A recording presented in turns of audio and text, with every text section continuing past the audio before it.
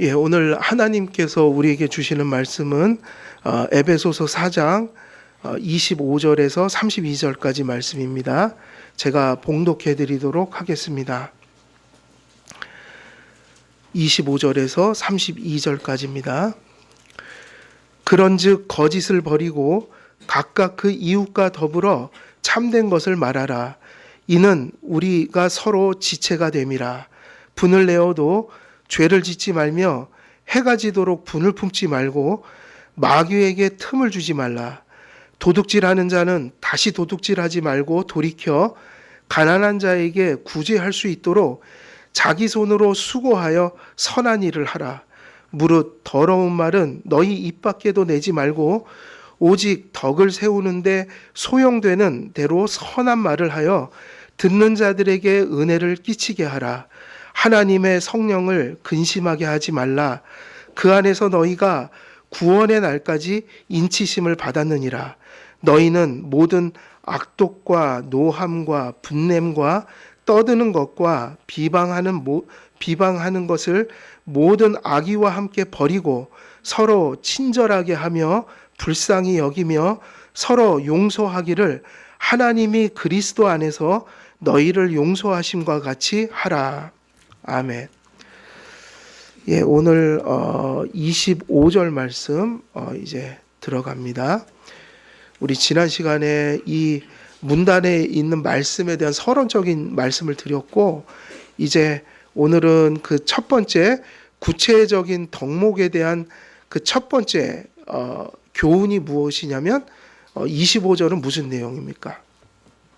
25절은 무슨 내용이 기록되어 있어요? 어떤 내용입니까? 내용이 그런즉 거짓을 버리고 각각 그 이웃과 더불어 참된 것을 말하라. 이는 우리가 서로 지체가 됨이라 이랬죠. 그러니까 여기서 핵심적인 교훈은 뭡니까? 거짓을 버리는 거예요. 거짓을 버리는 게 뭘까? 성도들은 항상 이렇게 지난번에 많은 그런 비슷한 얘기를 했지만, 나 누구 속인 적 없어. 나도 이번 주에도 누구에게 거짓말한 적 없어. 이런 외적인 그런 의미에서, 되게 단순한 의미에서 거짓을 생각한다면 우리는 평생 회개를 안 해도 될 사람일 수 있는 거예요. 왜냐하면 그런 거짓말은 안 하는 사람이 많거든요. 하나님을 모시지 않은 사람도 양심이 도덕적인 양심이죠. 신앙 양심이 아니라 도덕성이 굳건한 사람들은 하나님을 안 믿어도 자기 자신의 그 정직성을 지키려고 거짓말을 안 합니다. 그렇게 단순한 얘기가 아니라는 거예요. 그러니까 내가 누구를 구체적으로 말로 속이지 않았다고 내가 거짓말 안 했다 이러면 크리스찬들은 회개해야 할 때에 회개를 못할 수가 있어요. 그러나 우리가 이 거짓이라는 것을 신앙적으로 바르게 인식하면 우리가 언제나 이것을 우리 스스로 경계해야 되고, 또 이러한 거짓에 속한 일들을 우리는 말하고 행하고 이럴 때가 참 많다. 이것을 하나님의 수준에서 이해해야 된다는 거예요. 그래서 거짓을 버리라. 그럼 이건 부정적인 의미인데 이것은 긍정적인 의미로 바꾸면 무슨 의미가 될까요? 거짓을 버리라 이 얘기는 참된 것을 말하라 이 얘기예요. 그래서 거짓이 뭔지 참된 것이 뭔지 그걸 잘 분별해야 되고, 우리가 오늘 이 말씀을 이제 그 성경이 바울이 우리에게 그 전해주고 있는 진의, 이것을 제대로 적용하려면 이 말씀을 어떻게 깨달아야 하는가, 그런 것들을 좀 생각해 봐야 될 것 같습니다. 바울은 세 사람의 생활 원리를 따라 살 때에 나타나는 그 구체적인 덕목을, 그 첫 번째 것을 뭐라고 그랬어요? 거짓을 버리고 참된 것을 말하라 이렇게 시작한다. 그러면 참된 것을 해서 참된 것이 뭘까요? 참된 것. 그러니까 거짓에 반대된 게 참된 것이란 말이에요. 그러면 참된 것이 무엇이냐가 규명이 돼야지 거짓된 것이 그것에 대비돼서 나타난다. 그러면 참된 것은 뭡니까? 참된 것. 참된 것이 뭐예요? 세상 사람들은 다 자기들이 나름대로 참된 것을 추구한다고 그래요. 그래서 교회를 안 나오죠. 왜? 다른 종교에 가는 거예요. 참된 것을 찾으러. 그리고 심지어는 어떤 사람은 죄를 지면서도 그게 잘못된 건지를 몰라요. 왜냐하면 그게 참된 것이라고 믿기 때문에. 그래서 참된 것을 똑바로 알아야 합니다. 참된 것을 똑바로 알아야 우리의 삶이 이 주님이 말씀하신 교훈 속으로 들어갈 수 있다. 그럼 참된 것이 뭐예요? 참된 것은 뭘까요? 참된 것은 우리의 본성에서 나오거나 우리가 원하거나 우리가 좋아하거나 우리에게 익숙한 것이 될 수가 없고요. 그런 걸 의미하지 않고 참된 것은 1차적으로 주관적이지 않고 성경에서 얘기하는 참된 것은 언제나 우리 밖에 있는 거예요. 그래서 우리가 참된 사람이 됐다, 크리스찬이 됐다 그럴 때 우리가 예수님 믿기 전까지 참된 사람일 수 있었습니까? 없었습니까? 그런 의미로 이해하셔야 돼요. 다시 말하면 그렇게 보면 우리가 믿고 회개하고 회심 전까지는 우리는 참된 것을 알지 못했고 그래서 허물과 죄로 죽어 있다고 성경은 규정하고 있어요. 그러니까 여기서 얘기하는 참된 것이 우리 속에서 무슨 사변을 하고 철학을 하고 도를 닦고 인격을 연마해서 나올 수 있는 내용이 아니다. 그래서 여기서 참된 것은 오히려 이렇게 번역하는 게 더 마음에 와닿는 건데 알레테이아예요. 이 단어가.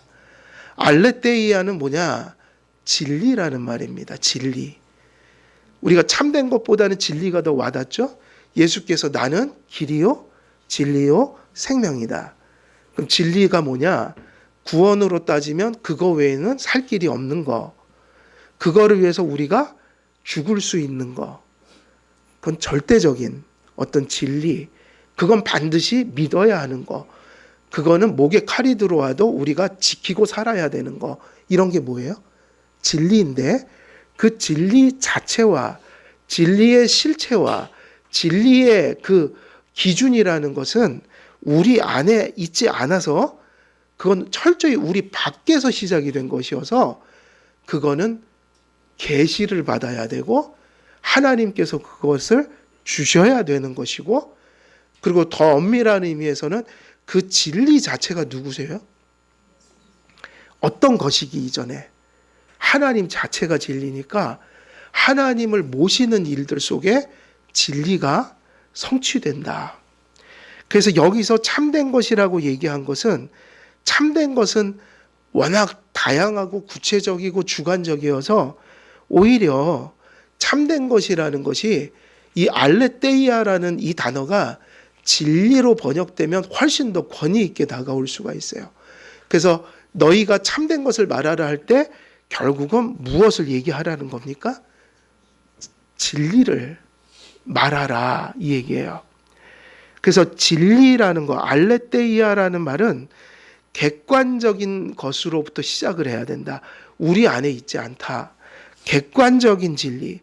그런데 이 진리를 주관적으로 받아야 돼요? 안 받아야 돼요? 그게 뭐를 통해 받는 거죠? 믿음을 통해.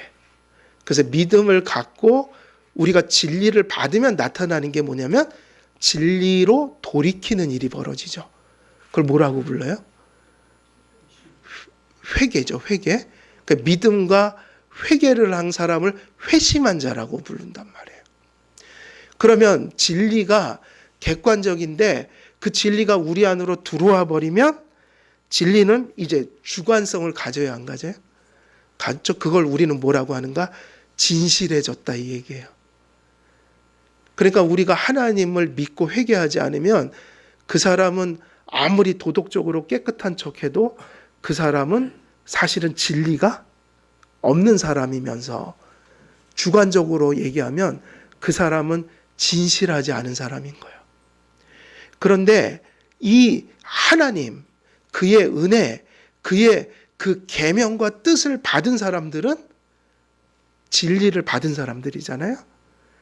그래서 이때부터 성도는 무슨 삶을 살아갈까요? 진실한 삶을 살기 시작해요.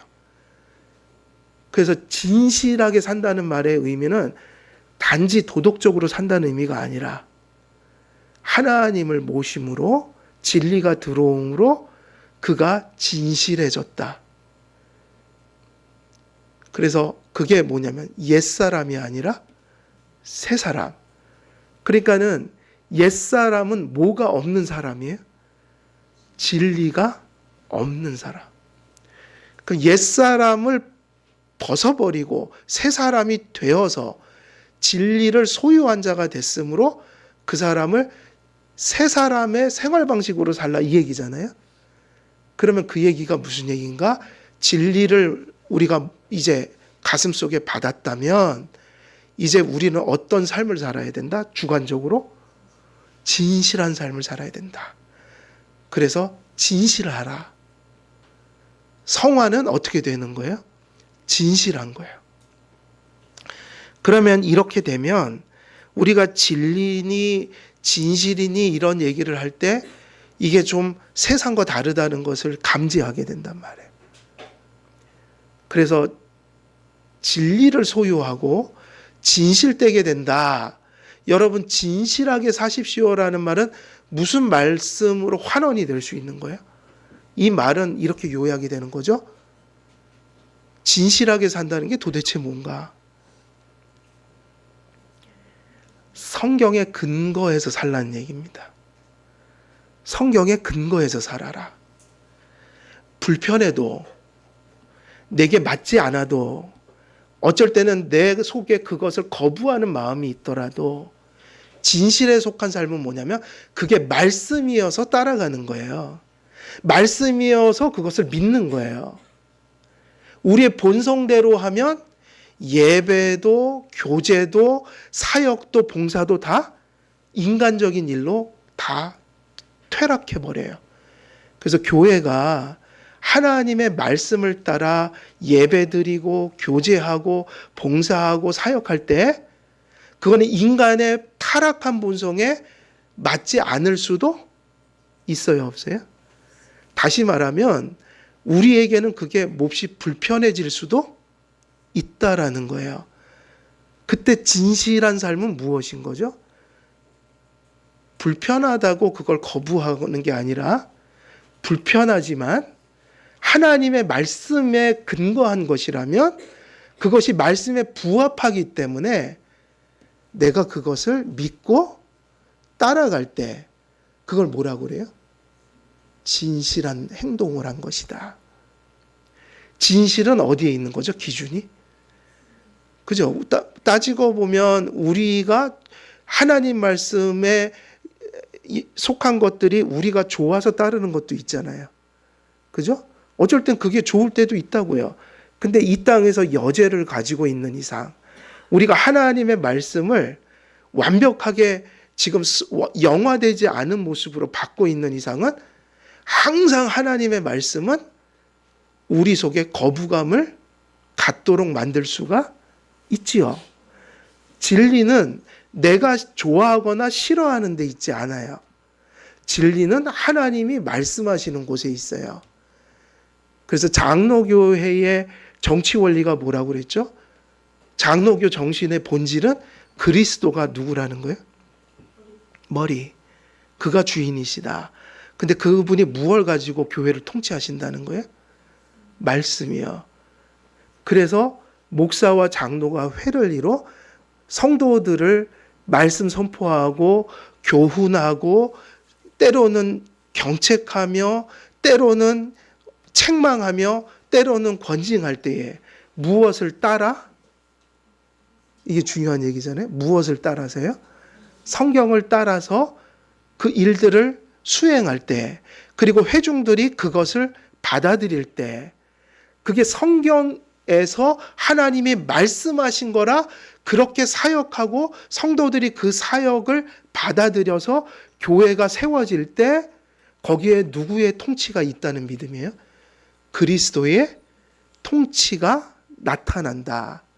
이게 장로교 정신이라면 하나님의 말씀과 장로교 정신을 따라갈 때는 언제나 그것은 인간의 본성을 거스릴 때가 존재하는 거예요. 근데 항상 거스리진 않아요. 우리는 은혜가 있고 구원을 받았기 때문에 어쩔 때는 그게 사랑과 감사로서 순복될 때가 있지만 우리는 죄성도 있기 때문에 선한 것을 언제나 선하게 여기는 마음이 완전한 것은 아니어서 이 땅에 살아가는 이상은 언제나 하나님 말씀은 우리에게 거부감이 들 수도 있는 거예요. 그러니까 예수님께서 천국에는 그런 것이 없는데 지상에서는 너희가 나를 좇으려면 이랬잖아요. 너희가 나를 어떻게 하려면? 좇으려면 그 얘기는 뭐죠? 믿고 나에게 순종하면서 제자의 삶을 살려면 제 십자가를 지고 그리고 날마다 어떻게 자기를 어떻게 하라고 그랬어요? 그죠? 부인. 근데 왜 그 얘기를 하셨냐면 예수님께서 바로 그들을 사랑하셔서 그들을 구원하시려고 주신 말씀이 지상에서 그들에게는 거부감이 들 때가 있으니 그게 쫓아가기가 심히 힘겨울 때가 무지 많다는 얘기예요.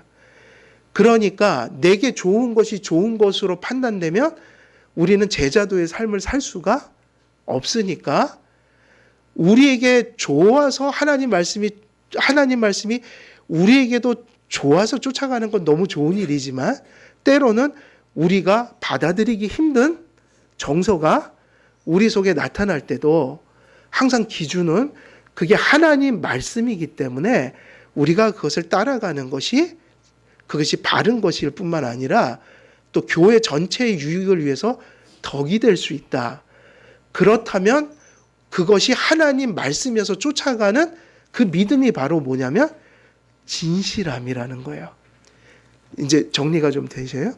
진실하다는 뜻은 무엇에 근거해서 가는 거예요? 우리가 이걸 잊으면 안 돼요. 그래서 이걸 잊으면 하나님 말씀 위에 교회를 세울 수도 없을 뿐더러 이것을 우리가 만일 잊어버리면 교회의 예배, 교제, 봉사, 사역의 모습이 모두 다 어떻게 될까요? 다시 로마 교회처럼 인간의 소견을 따라 인간의 욕구를 따라 모든 예배의 형식과 정신을 거기다 맞춰버리므로 그게 하나의 우상단지가 돼버리는 거예요. 그러니까 종교개혁은 왜 일어났어요? 예배와 교제와 사역과 봉사가 인간이 원하는 대로 필요하면 많은 걸 고안해냈단 말이에요. 하나님의 말씀에 없는 거를 인간의 본성이 원하는 거로 다 뒤바꿔 버리니까 인간조차 인간에게 매우 부패한 인간의 본성을 즐겁게 하는 모습으로 교회가 세워져 버린 거예요. 그것이 종교개혁이었다고요. 그래서 종교개혁은 어디로 돌아가는 거였어요? 다시 말씀으로. 그러니까 우리가 이렇게 생각하면 이게 성화고 이게 교회고 이게 은혜인 거예요. 우리 교회가 인간의 욕구를 따라 세워지는 게 아니라 하나님 말씀을 따라. 그리고 거기서 더 나아가자면 우리의 가정이 무엇 위에 세워지도록 계속 노력을 하는 거예요? 말씀. 근데 우리 가정은 누구나 마찬가지죠. 완전한 가정이 어디 있냔 말이에요. 그지 않아요? 그러니까 이 말씀을 더 절실히 여겨야 된다고요. 우리 가정이 연약할수록, 우리 가정에 문제가 많을수록, 우리는 뭐 문제가 많고 연약하니까 이게 아니라 그렇기 때문에 더 말씀을 붙들어야 되는 거예요. 왜? 우리는 다 하나님 말씀을 따르지 않고자 하는 본성이 많이 있다고요. 많이. 적은 게 아니라. 오늘 사도 바울이 전하는 내용도 사실은 그 얘기잖아요. 왜 새 사람 됐는데 옛 사람의 옷을 안 입냐? 이유가 뭐예요? 몸에 부자연스러운 거예요. 맨날 그런 옷만 입다 보니까. 이제 존재가 바뀌었으면 거기에 걸맞는 옷을 입어야 되잖아요. 근데 그게 너무 싫은 거예요. 체질에 안 맞는다. 습관에 안 맞는다. 다시 말하면 아직 그거에 길들여져 있지 않다. 그래서 원래 크리스찬이 갑자기 그러니까 죄인이 회심을 하잖아요. 그런 깊은 마음의 부담감을 가질까요? 안 가질까요? 예수님 믿고 막 사랑이 넘치고 감격은 한데 너 이제 이렇게 살아야 돼 하면 예전에 살아보지 않은 삶을 살아야 되잖아요. 그러니까 몸에 안 맞는 옷을 입은 거예요. 이해되세요? 그러니까 그게 당연한 거라고요. 근데 모든 성도들이 계속 신앙생활하면서 뭐를 키워가냐면 옛사람 때 좋아했던 옷을 벗어버리고 새 사람에 걸맞는 옷을 입으니까 죽을 때까지 그 일은 계속 벌어지는 거예요. 이거 뭐 몸에 안 맞는 옷을 입은 것 같네? 그러니까 여러분, 개혁 신학에 근거한 성경에 매우 성경을 진중히 여기는 이런 개혁주의를 추구한다는 교회는 어느 정도는 누구나 그 옷이 몸에 좀 안 맞을 수 있어요, 없어요? 불편한 게 당연한 거고 그 교회가 진리를 전하고 있기 때문에 불편해지는 거예요. 그러니까 불편한 게 꼭 나쁜 거는 아니다. 이것을 인정하지 않으면 교회는 한 발자국도 주님의 뜻을 이룰 수가 없어요. 그래서 기도해야 합니다. 주님께 선한 것이 나에게도 좋게 여겨지게 하시고 주님께 불의한 것은 우리도 싫어하게 하옵소서.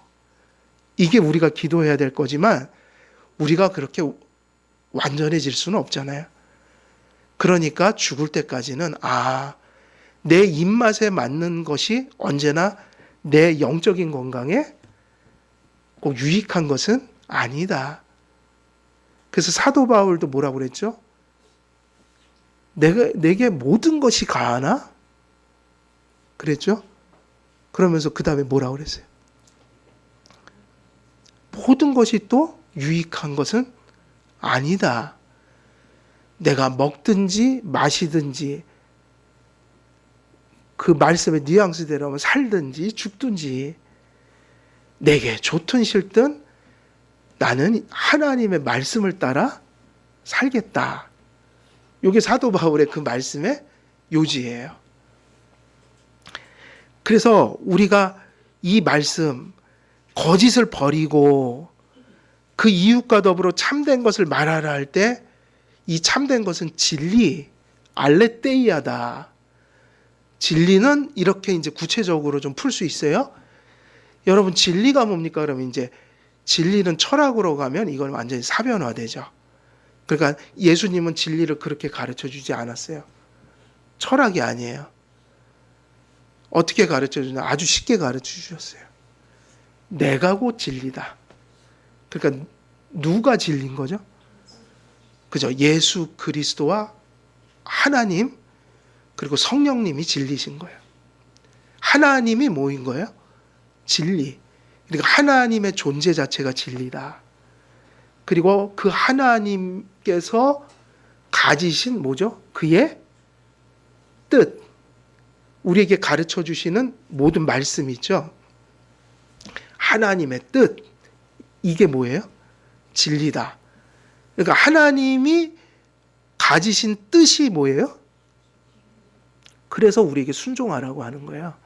그게 진리니까. 그리고 또 하나의 진리가 있어요. 그런 하나님이 그러한 뜻을 품고 계신 하나님이 우리에게 예수 그리스도의 십자가를 통해서 베풀어 주신 뭐죠? 은덕, 은혜, 그 사랑, 그 자비 이것을 뭐라고 그래요? 진리다. 그래서 하나님 우리가 진리를 받는다는 것은 하나님 자신과 그분의 뜻과 그분이 우리에게 베풀어 주신 은혜 이 세 가지를 아는 거예요. 이것을 성경에서 뭐라고 부른다고요? 알레테이아, 진리라고 한다. 우리가 예배를 드리고 성경 공부를 하고 뭐 교리문답 학과 이런 게 다 뭐를 알고 받기 위해서 하는 겁니까? 진리요. 진리가 이제 금방 글로 가야 돼요. 아, 하나님을 아는 거다. 하나님의 뜻을 우리가 깨닫는 거다. 하나님이 베풀어 주신 은혜를 아는 거다.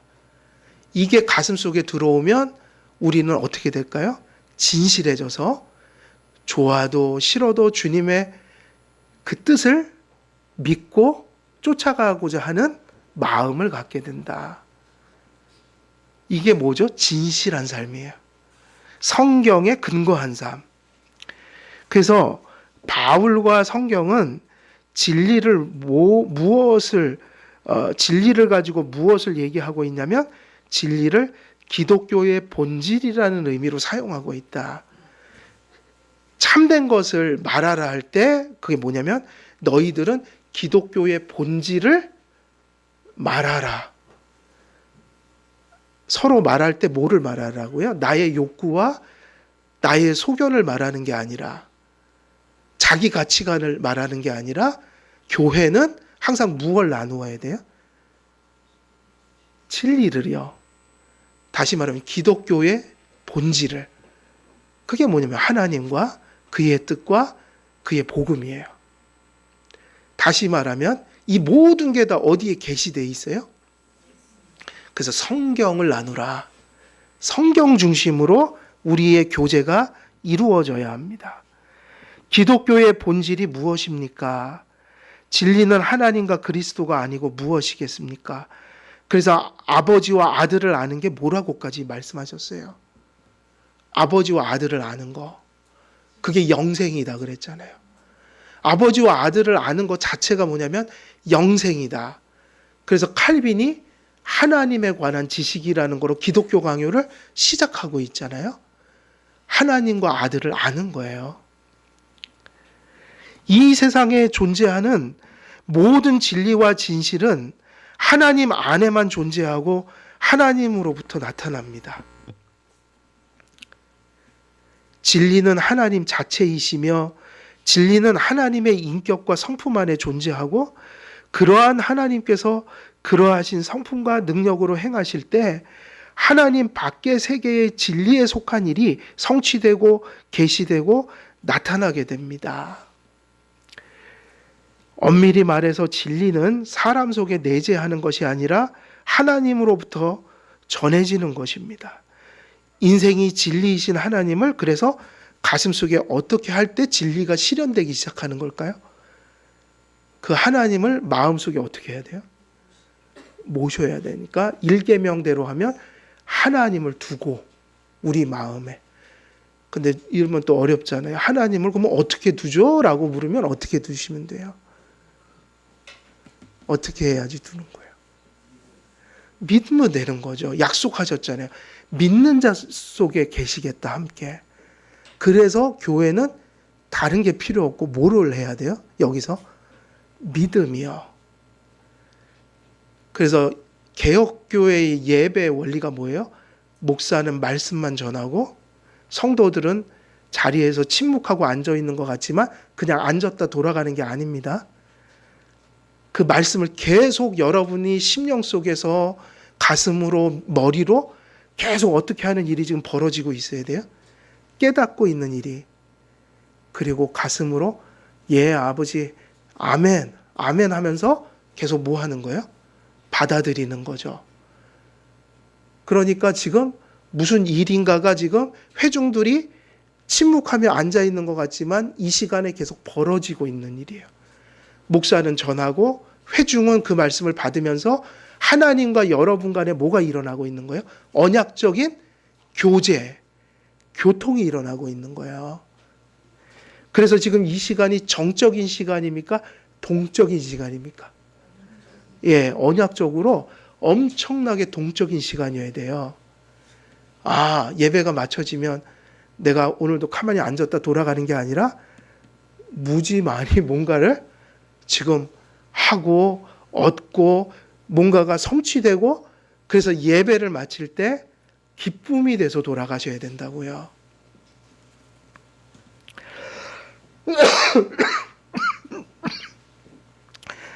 그래서 요약하자면 진리 되신 하나님을 믿음으로 마음 가장 깊은 곳에 모실 때 거짓을 따라 살던 죄인은 진리를 따라 사는 진실한 삶을 경험하고 그의 인격을 통해 나타나게 되는 것입니다. 그래서 말씀을 깨닫고 믿고 이 경험으로 가면 내가 지금 진실해지고 있다 이렇게 보는 거예요. 내가 말씀을 깨닫지 못하던 걸 깨닫고, 그리고 이전에는 내가 그 말씀을 거부했는데 이제 내 마음속에 그것을 받아들이는 믿음을 내가 경험하고, 그리고 이제 그 말씀이 내 안에 믿어지니까 내 삶이 뭐를 따라가더라? 하나님의 말씀을 따라가는 날을 발견할 때 이것이 바로 무엇을 이야기하는 삶인 거예요? 진리, 그리고 진실, 이것이 여기 안에 존재한다. 그러므로 바울은 하나님을 마음에 두기 싫어하여 마음에 허망한 것으로 행하는 불신 이방인들의 삶의 방식을 무엇이라고 규정짓죠? 거짓. 그러니까 이제 거짓이라는 말이 이제 드러나죠. 여기서 말하는 건 단지 거짓말이 아니에요. 여기서 얘기하는 거짓말은 항상 어떤 의미로 규정돼야 돼요? 불신 이방인들이 거짓 속에 있다. 그들은 거짓을 이야기한다. 그래서 진실치 못한 삶을 살아간다. 그래서 그들은 회개해야 한다. 이 의미가 뭐냐면 하나님을 모시지 않았다. 누구를 안 믿는다? 하나님을 믿지 않는다. 그러니까 하나님을 마음에 두지 않으니 하나님을 쫓아갈 생각이 전혀 없다. 다시 말하면 이들에게는 성경의 근거에서 사는 삶이 존재할 수가 없다. 그럼 이게 뭐죠? 거짓이에요. 이 사람들의 모습이 진실하지 못한 삶의 모습인 거예요. 그래서 단지 도덕을 얘기하면 안 돼요. 우리는 어디까지 가야 돼요? 신앙으로 가야 돼요. 우리가 진리가 없고 진실하지 못하다면 내가 도덕적으로 못 살아, 이런 회개가 아니라 내가 하나님이 없구나 내 가슴 속에, 여기로 돌아가야 되고, 성화에 회개할 때는 어떻게 회개해야 됩니까? 하나님, 오늘 제 삶 속에 주님을 모셨고 또 주님을 쫓아가는 삶을 주셨지만 여전히 여죄가 남아서 오늘도 제가 성경에 근거한 생각을 하지 않고 성경에 위배된 생각을 하고 그런 것을 욕구하고 그런 것을 살았습니다. 이게 무슨 회개예요? 성화의 회개. 다시 말하면 모든 것의 핵심이 어디로 돌아가냐면 성경적으로 사느냐, 성경에 근거하지 않아 사느냐, 이것이 진리와 진실을 가르는 기준이 된다. 옛사람에게서 나오는 옛사람의 생활 방식과 원리는 거짓에 기초합니다. 그들의 영혼과 인격은 부패한 죄의 지배를 받으므로 하나님을 아는 총명이 없고, 그들은 하나님을 알지 못하므로 그분의 지배를 받지 못하여 진리 되신 하나님을 따르려는 의지를 갖지 못합니다. 그래서 가끔은 매우 도덕적으로 보이고 매우 옳은 것을 얘기하는 것 같지만 몹시도 그런 이야기를 하는 사람들이 있다고요. 그게 뭐예요? 기준이 뭐예요? 매우 성경에는 부합하지 않는다. 심지어는 도덕을 얘기하면서도 그 도덕을 이야기하는 방향이 전혀 성경적이지 않다. 이단들은 어떤 사람들을 이단이라고 그래요? 성경을 얘기하는데 전혀 성경적으로 부합하게 해석하지 않는 사람들. 그래서 이단이 뭐에 속한 사람들이라고 부르는 거예요? 거짓에 속한 사람들. 하나님과의 관계에서도 인간과의 관계에서도 이들은 진리와 진실을 알지 못하고 행하지 못합니다. 그래서 우리가 좀 전에도 얘기를 드렸지만 그 마음의 상태가 뭐냐? 완악한 뭐죠? 무지예요. 진리를 소유하지 못하는 삶의 모습이 뭐냐면 완악한 무지. 무엇에 대해 무지하죠? 진리요. 성경. 근데 무엇을 알아도 따라갈 마음이 없는 그런 강팍함을 가졌어요? 성경을 따라 살 전혀 의지를 갖지 않은 강팍한 마음. 그걸 뭐라고 하냐면 완악함. 그래서 이게 합쳐져서 무슨 무지예요? 완악한 무지. 완악한 무지를 따라, 다시 말하면 이것은 성경에 부합하지 않은 사고를 따라 그들은 생각하고 욕구하며 살아갑니다. 하나님 없는 삶이 거짓이고 하나님 없이 하나님 없이 판단하고 욕구하며 추구하는 것이 다 진리를 떠나 있습니다. 그들은 하나님을 알지 못하고 그분께서 그렇게 살라 하신 뜻을 알지 못하며 그분께서 베풀어 주신 은혜가 무엇인지를 알지 못하니까 그것을 감사하지 않더란 말이에요. 우리가 이것을 붙들 때에만이 고난 속에서도 감사할 수가 있어요. 예. 바울은 거짓에 치우쳐 거짓을 따라 사는 거듭나지 못한 불신 이방인의 특징적인 삶의 그 방식을 바로 그 진리라는 말이나 진실에 반대된 거짓이라는 말로 그걸 규정지어 사용했던 겁니다. 거짓으로부터 벗어나는 유일한 길은 하나님의 말씀으로 돌아가는 길이고 성령님의 조명을 받아 은혜를 깨닫고 하나님의 말씀을 깨닫는 데만 그 진리와 진실이 존재하게 됩니다. 그래서 바울이 교훈하고 있는 이 참된 것은 하나님과 그 아들 예수 그리스도 안에 전해지는 복음의 진리를 의미한다. 따라서 칼빈은 참된 의와 거룩함이 어디 안에 있냐면 복음의 진리 안에 있다고 그렇게 바울이 선포했다고 그렇게 가르치고 있는 거예요. 그래서 25절에 참된 것, 진리에 대한 교훈을 이제 우리가 정리를 했는데 그 다음에 또 이 말씀이 무의로 돌아가지 않게 해서 이 말씀을 또 깨달아야 합니다. 그래서 진리, 진실이라는 말씀을 깨달았는데 이제 또 중요한 말씀이 또 나와요. 이 구절 안에. 이것도 똑바로 깨달아야지 지금 바울이 전하고 있는 또 하나의 중대한 아주 중요한 우리가 교훈들을 붙들 수 있는 겁니다. 그 25절에서 거짓, 참된 것 이것은 이제 이해가 됐는데 그 다음에 뭘 이해해야 될까요? 이 거짓을 버리고 우리가 참된 것을 소유하여 진리를 소유하여 그리고 이 말이 붙어 있단 말이에요. 이게 되게 중요하다.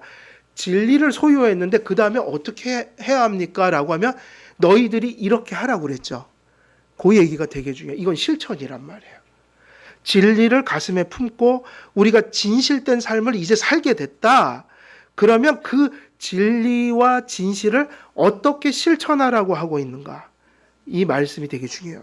각각 그 이웃과 어떻게 해서 더불어 참된 것을 말하라.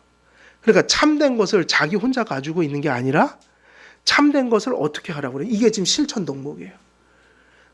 각각 이웃과 어떻게 해서 이웃과 더불어 그 진리를 뭐 하라? 말하라.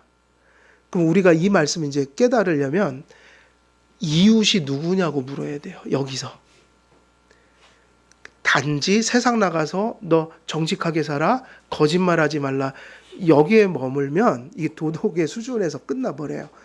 사실은 이 말씀은 교회를 세우는데 결정적인 얘기를 하고 있는 거예요. 이웃이 누굴까요? 누구예요? 여기서 이웃이.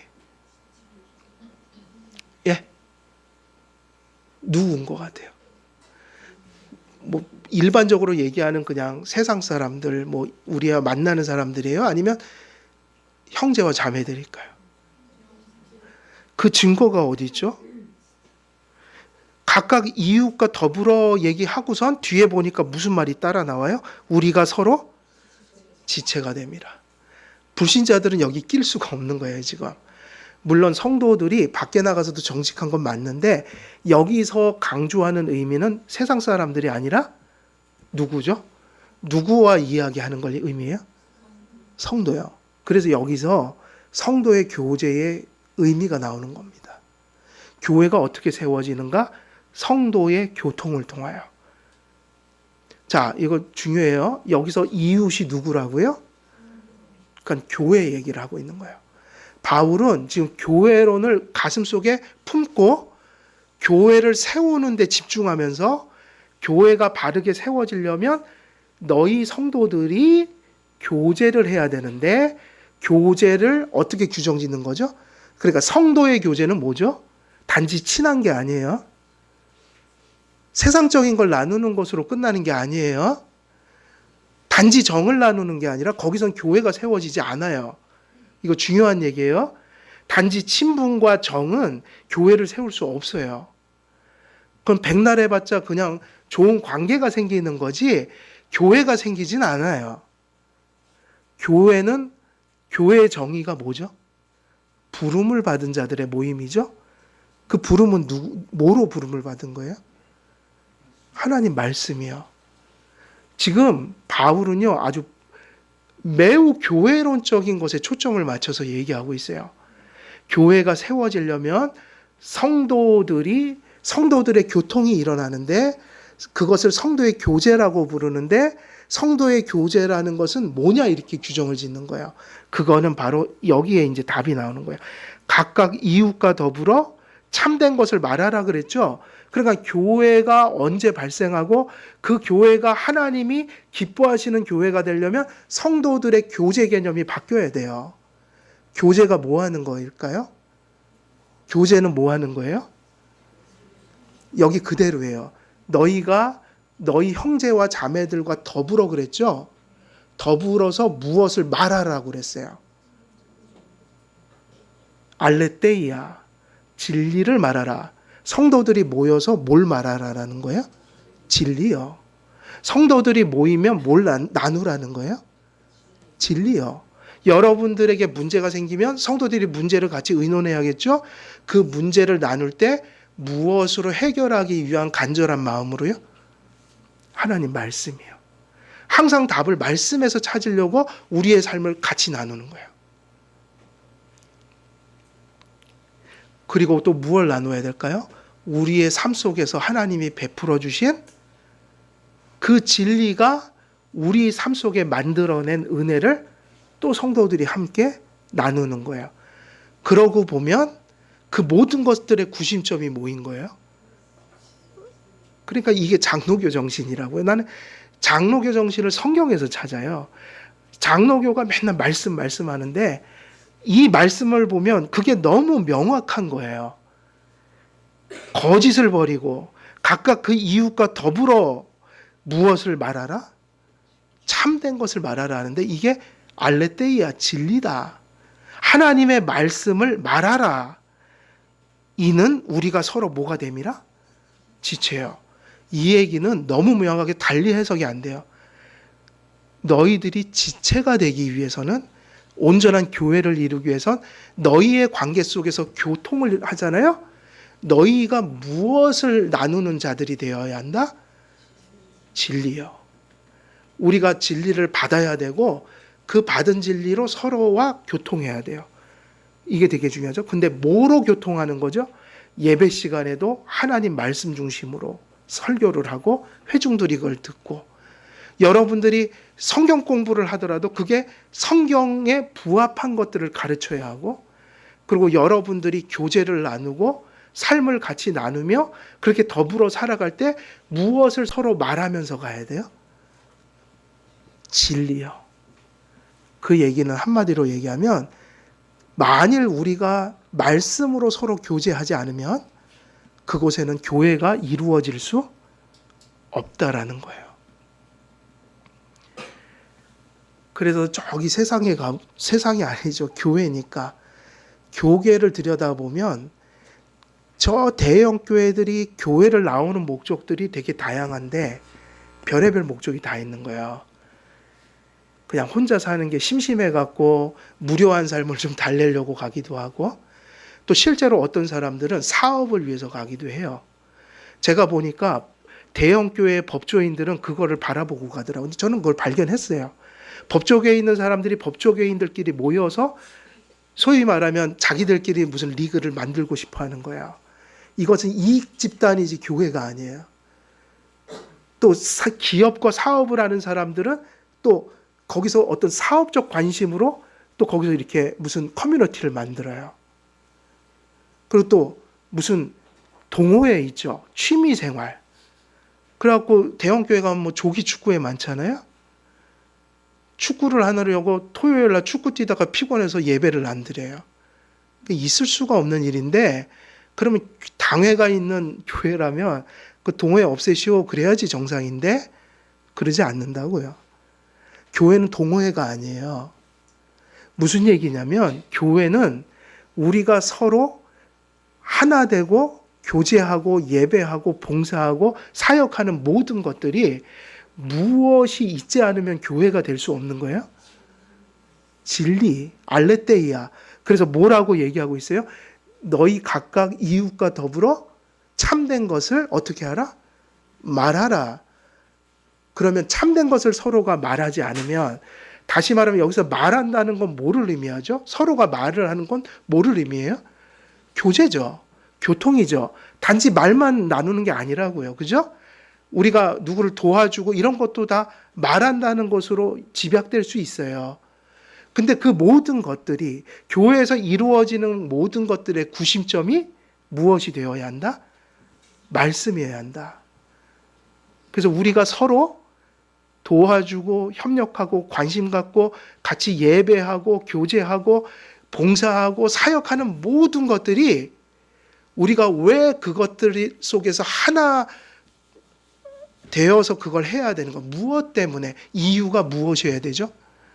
하나님의 말씀을 우리가 함께 믿고 고백한다는 이유, 그리고 우리 안에 같은 성령을 모셨다는 그 이유, 그 하나만으로 우리는 교제가 가능하고 또 그것으로 교제해야 한다. 그러니까 그것이 교제의 근거면서 또 그것이 뭐를 만드는 거예요? 교회의 하나됨을 만드는 근거가 되는 거예요. 달리 말하면 우리가 어렸을 때부터 맨날 주보에 그렇게 많이 봤던 그 얘기 있죠. 예전에 주보 보면 뭐라고 돼 있어요? 말씀 중심, 하나님 중심, 예배 중심.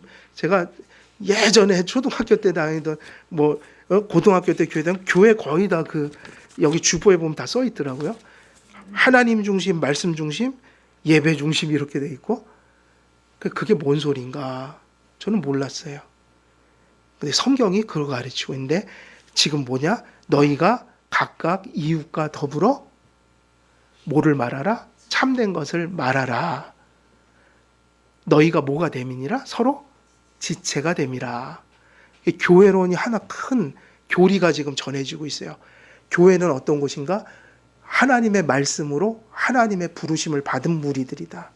하나님의 말씀으로 교회가 발생하니까 그 교회가 세워지고 건강하게 또 자라가고 하나님의 사명을 감당하기 위해서 그 교회가 하나 되어야 하는데, 그 교회가 세워지고 하나 되고 자라가는 것이 오직 이것에 달렸다. 그게 뭐냐면 성도들이 서로 무엇을 말하는 거예요? 참된 것을 서로 더불어 말하는 거예요. 거기서만 뭐가 발생하는 거예요? 교회가 발생하고 교회의 그 모든 선한 것들이 나타나는 것이 되는 거죠. 그래서 오늘 이 말씀 속에는 두 가지가 가르쳐지고 있어요. 진리와 진실이 무엇이다? 그건 하나님이에요. 하나님의 뜻이에요. 그리고 그 하나님의 은혜예요. 이것이 우리 안에 들어와야 한다. 이것을 믿고 받아들여야 한다. 이것을 따라 살아야 한다. 이것이 진리다. 이 진리를 받는 성도의 심령이 바로 뭐냐면 그게 진실이다. 그리고 두 번째는 우리가 이 말씀 속에서 뭐를 발견하게 되죠? 교회론을 발견하게 돼요. 교회는 어떻게 세워지는가?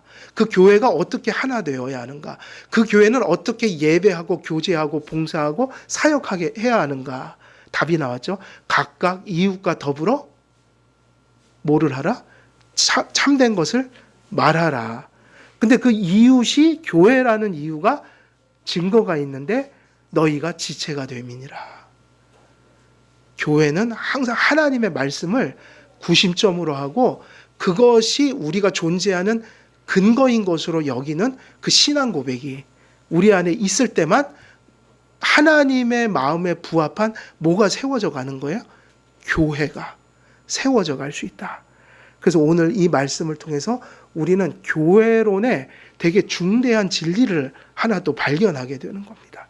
그래서 말씀을 이제 정리하면 우리 아버지 하나님께서 이 사도 바울의 말씀을 통해 우리에게 말씀하신 것처럼 우리가 진리라는 것을 하나님 안에 있는 것으로 분명히 인식하여 우리가 그것을 믿고 순종함으로 진실한 크리스찬의 삶을 그 실제를 우리가 소유하고 살아내는 그 삶의 은혜를 우리 안에 소유하는 거 되게 중요하고요. 그리고 우리가 그러한 자로서 이제 공동체를 이루어서 교회를 세워갈 때에 그 교회를 세워가는 것이 형제와 자매들이 성도들이 그 참된 것을 서로 말함으로 가능하다는 사실을 깨달아서 우리 교회가 무엇을 하든지 하나님 말씀 중심적인 그것이 구심점이 되어서 이 교회를 세워가는 일이 충만해져서 우리 한길교회와 우리 성도님들이 진리 안에서 풍성한 것을 받아 누리는 그러한 삶이 모두 되기를 우리 주 예수 그리스도의 이름으로 간절히 축원드립니다. 살아계신 하나님 아버지, 오늘도 본문 말씀을 통하여 진리와 진실이 무엇인지 또 교회가 하나님의 말씀을 구심점으로 하여 어떻게 세워져 가는지 함께 또 나누고 또 깨닫고 또 발견하게 되었습니다. 우리의 심령 속에 이 말씀이 살아 또 우리 가슴 깊은 곳에 뿌리를 내려 역사하여 하나님 말씀 중심으로 모든 성도들이 진리를 서로 나누고 말하고 또 살아내므로 우리 한길교회가 견고히 세워져가는 아름다운 역사, 풍성한 은혜 넘쳐날 수 있도록 하나님 역사해 주시고 또 함께하여 주옵소서. 감사드리오며 우리 주 예수 그리스도의 이름으로 기도드리옵나이다. 아멘.